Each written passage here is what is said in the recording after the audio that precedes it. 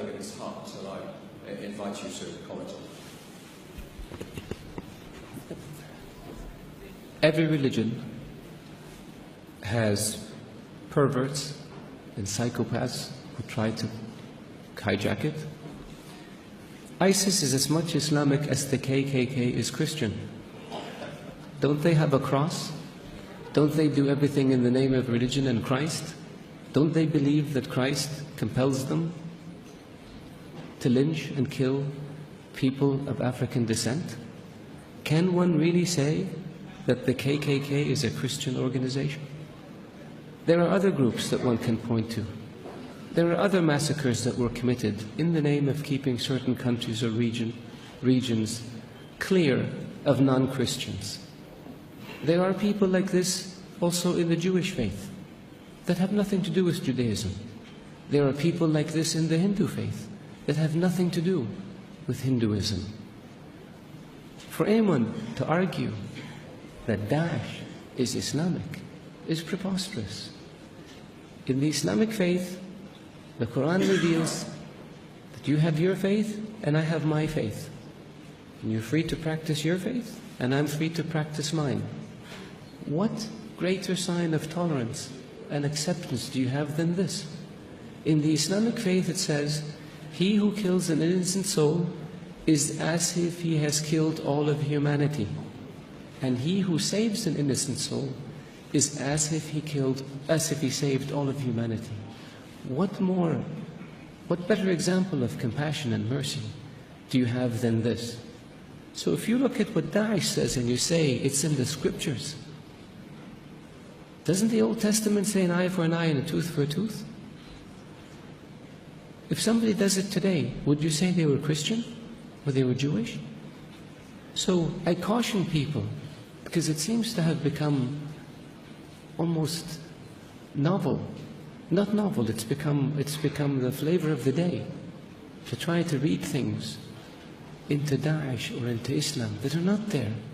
The Islamic religion and Islamic civilization was the civilization that preserved the history of Greek and Rome and passed it on to the West. Western civilization would not exist without the Islamic Arab civilization. The Islamic civilization and the Islamic Arab civilization was the civilization that connected China with Europe. So it was global. The point I made early on about being an intermediate civilization, this is what I mean. So if Islam was intolerant and Daesh represented Islam, would Islam have preserved Aristotle and Socrates and passed it on to the West? Would Islam have connected Eastern civilization with Western civilization? Of course not. So I urge you, all of you, to be careful when it comes to making generalizations or to accepting generalizations that have no basis in fact. Thank you. Thank you, Mr. Yusuf. Final question, is that Anne-Marie Slaughter? It is. Good. Hi, Anne-Marie Slaughter, the President and CEO of New America. Hi, Anne. Thank you very much for addressing the issue of women in your country. I think you are right to see that this is an increasing issue for many in the world, and it should be addressed openly. I just wanted to make sure I heard you correctly, because what I heard you say was that there is nothing in your culture that prohibits or that retards the advancement of women. Did I hear that right? What I was saying is that in our faith, at least when it comes to issues like women's driving, that this is not a religious issue, this is a societal issue. When it comes to issues like education, this is not a religious issue, this was a societal issue, but we dealt with it. And we went from no schools for women in 1960 to universal education to where today 55% of college students in Saudi Arabia are women. I can give you another statistic, but it would embarrass me as a Saudi male.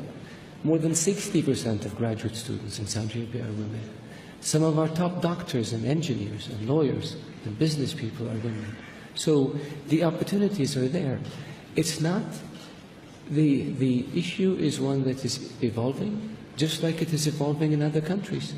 America, one of the world's great democracies, gained its independence, my mathematics is not very good, 220 years ago? 1776, 250 years ago almost? It took 100 years before women were given the right to vote. It took another 100 years before a woman was elected Speaker of the House. I'm not saying give us 200 years. I'm just saying be patient. And when it comes to societal change, in every society, people tend to look at where they are now, and they think everybody should be with us. Again, I will quote America, maybe because I spent so much of my life there. America was independent in 1776. The Republic was founded, 2 decades later? It took almost 80 years before slavery was abolished. It took 100 years before there was a civil rights movement. And it took